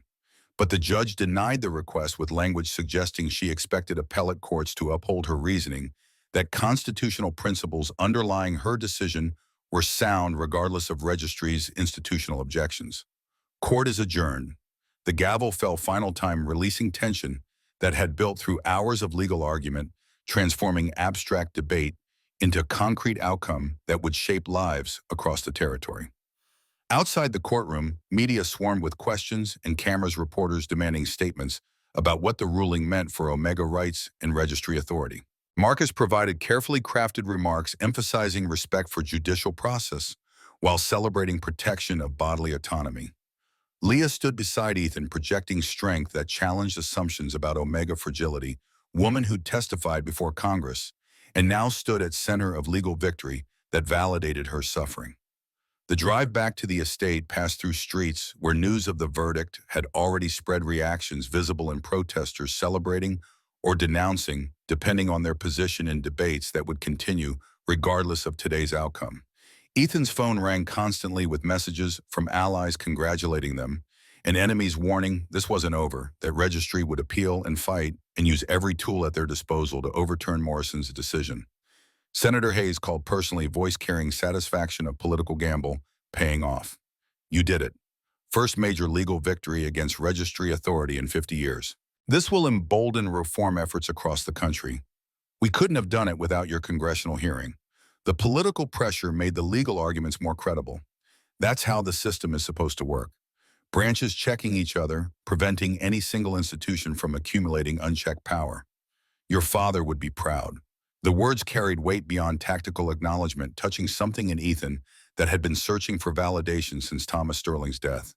He'd spent 5 years trying to honor his father's legacy while forging his own path, never certain whether the choices he made aligned with values his father had embodied. Hearing Hayes' assessment suggested he'd succeeded, that fighting for Omega rights represented continuation rather than departure from Sterling family principles. Back at the estate, staff had prepared celebration dinner recognition that today's victory merited acknowledgement even if battles remained ahead. The dining room filled with council members and key allies, people who'd supported their efforts through years of setbacks and incremental progress. Sarah Chen raised toast to Leah's courage in testifying, to legal team's brilliance in finding obscure precedent, to leadership that had been willing to risk everything for principle rather than accept comfortable compromise. But celebrations were tempered by awareness. Volkov's assault continued, that economic warfare demanded constant attention even during moments of legal triumph. Thomas Bennett provided updates throughout dinner, tracking hostile actions and Sterling countermoves, confirming their strategy was succeeding in making Volkov's attack unsustainable. By midnight, intelligence suggested Volkov was preparing to withdraw his board, demanding he prioritize core business over territorial expansion that was proving more expensive than projected. The withdrawal came official at 2 a.m. Volkov's representatives reaching out through intermediaries to propose cessation of hostilities, mutual agreement to maintain current territorial boundaries without further aggression. Callum reviewed the terms with security team before bringing recommendation to Ethan, assessment that accepting offered better outcomes than continuing conflict that could escalate unpredictably. We accept but maintain elevated security posture for 6 months. Trust takes time to rebuild, and Volkov has proven he'll coordinate with our enemies when opportunity presents. Agreed. I'll communicate terms and make clear we're watching for any treaty violations. The dual victories, legal and economic, transformed Sterling Pac's strategic position overnight. They defended against coordinated assault from registry and rival packs, simultaneously emerging stronger rather than weakened, demonstrating resilience that would make future enemies more cautious about challenging their authority. But Ethan recognized these were battles won. Rather than war, concluded that Ashford would appeal Morrison's decision and look for new angles to attack, that maintaining progress required constant vigilance.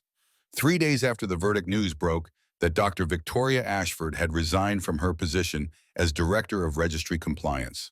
Public statements cited personal reasons and desire to pursue other opportunities, language that barely concealed reality, that she'd been forced out by superiors unwilling to defend her increasingly aggressive enforcement actions. The resignation represented victory, but also created uncertainty about who would replace her, whether new leadership would continue reform or retrench into defending traditional registry authority. Ethan spent morning reviewing intelligence about potential replacements candidates whose backgrounds suggested various approaches to Omega oversight. Some were reformers who'd advocated for policy changes, others were traditionalists who saw Ashford's downfall as reason to be more cautious rather than less restrictive. The appointment would signal registry's direction for years, determining whether Morrison's ruling opened path toward genuine reform or provoked defensive reaction that entrenched existing systems.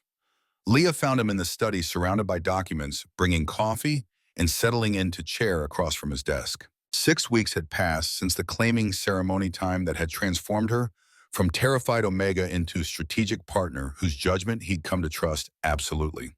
She'd proven herself during congressional testimony and court proceedings, demonstrating intelligence and courage that made her invaluable beyond the symbolic value of her case. We need to talk about what comes next. Her directness was characteristic refusal to dance around difficult subjects. The legal victory bought us time, but it doesn't change underlying systems. We need to build something more permanent. She outlined vision for foundation that would provide legal aid and advocacy resources to Omegas facing registry, coercion, institutional infrastructure that could continue reform efforts regardless of individual cases. The proposal was comprehensive, showing weeks of research and planning, transforming personal experience into programmatic response that could scale beyond their immediate situation. How much would this require in terms of funding and resources? Initial budget estimates suggest $2 million for first-year operations covering legal staff office space outreach programs. After that, $3 to $4 million annually depending on caseload. The numbers were substantial but manageable given Sterling PAC's financial position. Thomas Sterling had built wealth through diversified business investments, leaving his sons with resources that could be deployed for purposes beyond profit accumulation. Ethan had spent 5 years expanding that wealth while looking for meaningful ways to deploy it, and funding Omega advocacy aligned perfectly with values his father had instilled. Draw up formal proposal with budget details and organizational structure. Present it to council next week for approval. If they support it, we'll establish the Sterling Foundation for Omega Advocacy and make you director. Her expression showed surprise followed by calculation, weighing whether she wanted leadership role that would consume enormous time and energy. But the determination in her eyes suggested she'd already decided that this was the purpose she'd been searching for since circumstances forced her into their lives. I accept, but I want autonomy in hiring and operational decisions. No micromanagement from PAC leadership. Agreed. You'll report to the council quarterly but otherwise have complete authority over foundation operations. The conversation shifted to discussing potential hires and program priorities planning that stretched hours as they refined vision into concrete action plan.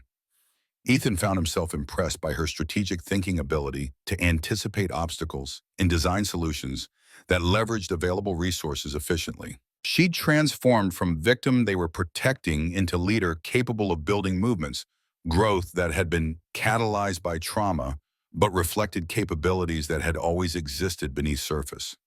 Callum appeared at the study door expressions, showing concern that immediately put Ethan on alert.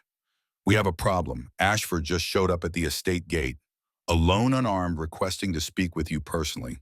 The development was unexpected enough to be potentially dangerous former enemy appearing at their territory without warning or apparent backup. Security protocols demanded they refuse entry, maintain defensive posture until intentions could be verified. But Ethan's tactical instinct suggested this was opportunity rather than threat, chance to understand motivations that had driven Ashford's vendetta beyond professional disagreement. Bring her to the estate office. Full security presence, but no restraints. I'll meet with her there. 20 minutes later, Dr. Victoria Ashford sat across from him in office designed for intimidation, leather chairs, and dark wood conveying power, while windows behind his desk put visitors in shadow. But Ashford seemed diminished rather than intimidated defeat, visible in slumped shoulders and eyes that held exhaustion deeper than physical fatigue. This wasn't the controlled bureaucrat who'd testified before Congress or the vindictive enemy who'd coordinated with Volkov. This was someone who'd been broken by circumstances and was struggling to find footing in unfamiliar territory. "Thank you for seeing me." Her voice carried none of the authority that had characterized previous encounters, stripped down to something raw and uncertain. "I'm not here to threaten or negotiate. I'm here to apologize, I suppose, though that seems inadequate for what I've done." "Why now?" "After months of attacking us, coordinating with our enemies, trying to destroy everything we've built, because you won. And in winning, you forced me to see that I'd become the thing I hated most. The system that destroyed me, weaponized by my own hands against people who deserve better." She told her story, then details Callum's intelligence had uncovered, but delivered now with emotional weight that data couldn't convey. 20 years married to Alpha, who'd used registry authority to trap her, years of abuse justified through traditional values about Omega submission, miscarriage that ended her ability to bear children, and nearly ended her life. The registry had refused to intervene despite documented complaints protecting Alpha authority over Omega welfare, leaving her with choice between enduring or escaping into isolation. "I climbed into registry leadership by being harsher than anyone else, enforcing rules I claimed would protect Omegas from the chaos of too much freedom. But really, I was just ensuring everyone suffered like I did, that no Omega could have the choices I'd been denied." The confession poured out like wound-draining poison, transforming Ashford from antagonist into damaged survivor who'd become perpetrator. Ethan listened without interrupting, recognizing complexity that defied simple moral categorization. She'd done real harm, caused genuine suffering, but from place of her own trauma rather than sadistic pleasure. That didn't excuse her actions, but explained them in ways that created possibility for redemption rather than just punishment. "What do you want from us?" "Nothing, or maybe just acknowledgement that you were right and I was wrong, that protecting autonomy matters more than maintaining control. But also, I wondered if there might be a way for me to help fix what I broke, to spend whatever years I have left working for reform instead of against it." The offer hung between them, complicated by history that couldn't be erased through simple declarations of changed heart. Trusting her would require verification, watching for patterns that demonstrated genuine transformation rather than strategic repositioning. But Ethan had learned from his father that redemption was possible when people acknowledged their failures and committed to different paths, that holding grudges served less purpose than building alliances that advanced shared objectives. He looked at Leah, seeing her process Ashford's story with expression that mixed anger with something that might have been compassion. This woman had tried to destroy them, had wielded registry authority with personal vendetta, driving her enforcement actions. But she was also victim who'd never healed survivor, who'd transformed pain into weapon rather than wisdom. Whether she deserved forgiveness remained open question, but she might still prove useful ally if genuine change undergirded her offer. The sterling foundation for Omega advocacy is being established. They'll need legal advisor who understands registry systems from inside, who can anticipate enforcement patterns and design protections. The position pays consulting rate, but reports to Director Morgan rather than pack leadership. Leah's eyes widened slightly at his use of her new title recognition that he was granting authority to make this decision rather than imposing his own judgment. She studied Ashford for a long moment before nodding slowly, acceptance conditional on verification of genuine commitment.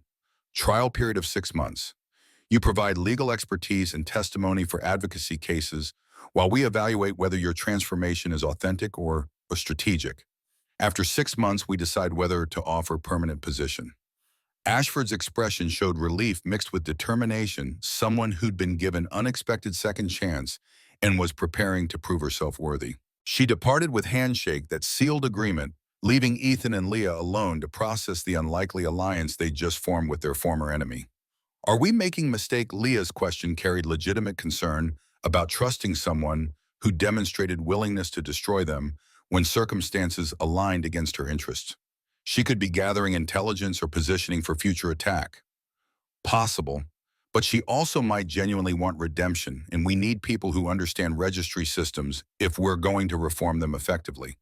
We'll watch her carefully and cut ties immediately if she proves untrustworthy. The weeks following Ashford's recruitment transformed Sterling Estate into headquarters for emerging reform movement. The foundation hired staff from advocacy organizations and law firms, people who'd been fighting registry overreach for years, and now had institutional support to coordinate efforts nationally. Leah proved natural leader managing complex operations while maintaining relationships that kept disparate groups working towards shared objectives rather than competing over ideology or tactics. Ethan watched her flourish in the role, capabilities emerging that had been suppressed by circumstances before the claiming. She traveled extensively, speaking at universities and advocacy conferences, building coalitions that could pressure registry from multiple directions simultaneously. Each trip required security coordination and threat assessment, protective measures necessitated by her visibility in debates that generated passionate opposition. But she refused to be constrained by danger, insisting that reform required public engagement rather than hiding behind defensive perimeters. 6 months after the court victory, Morrison issued final ruling making the restraining order permanent comprehensive decision that established mated omegas possess bodily autonomy rights the registry couldn't override without compelling evidence of harm.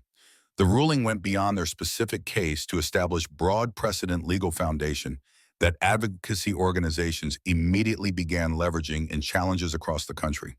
Within weeks, 3 other federal courts had cited Morrison's reasoning in decisions limiting registry authority, creating momentum towards systemic reform that had seemed impossible just a year earlier. The Sterling Act, as Senator Hayes's legislation became known, passed through Congress with bipartisan support 3 months later. Federal law now required registry to obtain court approval before examining mated omegas, established independent oversight of enforcement actions, created appeals process for omegas facing assignment challenges. Not complete dismantling of registry authority, but substantial limitation on powers that had operated unchecked for generations. Hayes invited Ethan and Leah to Washington for signing ceremony recognition that their fight had catalyzed changes extending far beyond their individual circumstances. One evening, 9 months after the claiming ceremony, Leah found Ethan in the study reviewing foundation reports. She'd been traveling extensively but had returned that afternoon bringing energy that suggested good news from her most recent advocacy tour. They'd settled into partnership that balanced professional collaboration with personal intimacy relationship that had evolved from forced mating into something neither of them could have predicted. The foundation helped 200 omegas this quarter. Legal aid counseling services, placement assistance for those escaping harmful situations. Real measurable impact on lives that would have been destroyed without intervention.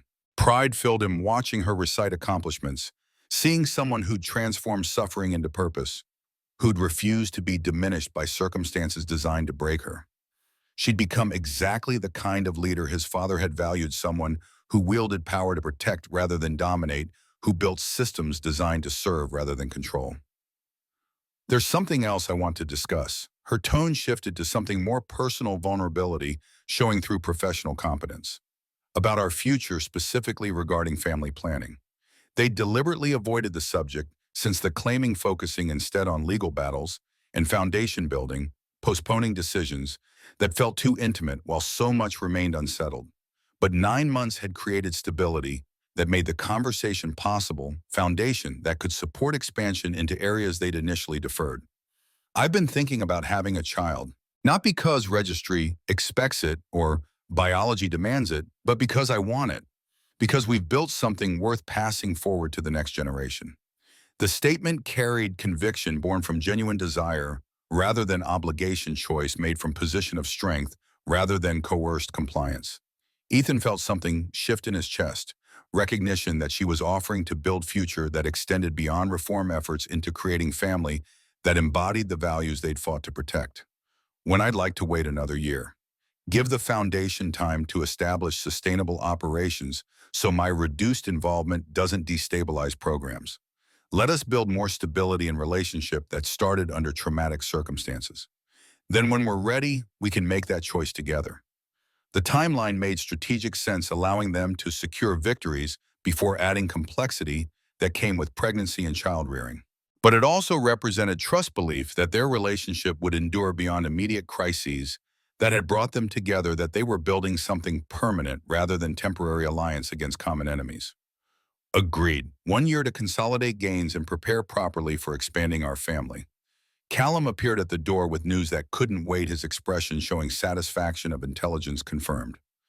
Ashford just delivered. She provided testimony for 3 Omega advocacy cases this month, all resulting in favorable outcomes.